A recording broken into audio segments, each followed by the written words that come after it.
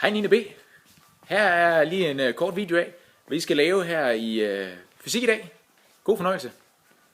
Det første I skal, det er at I skal finde jeres muk. Der.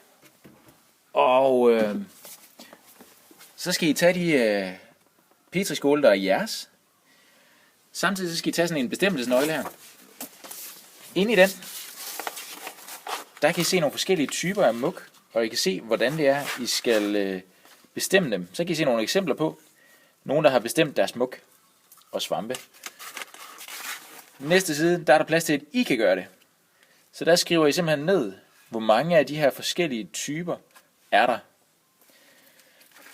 Når I har lavet de optællinger her, og der er en til hver gruppe derovre, så tager I dem her og skriver i, hvis I nu er i inde 1-gruppen eller i ude 1-gruppen, så skal jeres resultater stå i den her, hvor der står inde 1, ude 1. Så finder I den side her, og så skriver I jeres resultater hernede i, indendørs, udendørs, og så videre. Det var den. Hvis I er på inde 2 eller ude 2, så skriver I det her i.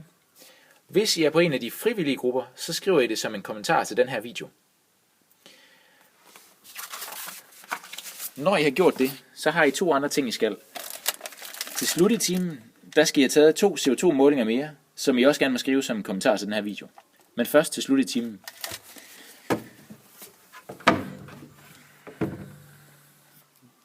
Når I har jeres muk klar, så må I meget gerne på Instagram smide et billede op med det her hashtag mukasmuk. Så skulle der være en konkurrence med nogle præmier der, som man kan være heldig at være en vinder af. Jeres lektie til næste gang, og som I også skal bruge tid på at øve jer på nu, det er, at i jeres kopisæt, som I har her, der har I metanolsforbrænding, og I har etanolsforbrænding. De 2 forbrændinger, dem skal I kunne udenad til næste gang, og I skal kunne dem på 2 måder. I skal både kunne dem som strukturformler, altså at sige, den her etanol går sammen med noget ilt og bliver til noget herovre på den anden side. Men I skal også kunne den med navne, så det vil sige, I skal vide, at det der, det er etanol, at det der, det er ilt, og når det går sammen, bliver det til etanal, og så videre.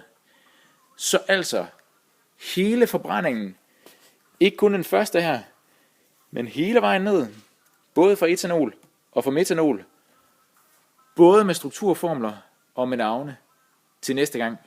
Og ja, vi laver selvfølgelig en lille test på det. God fornøjelse!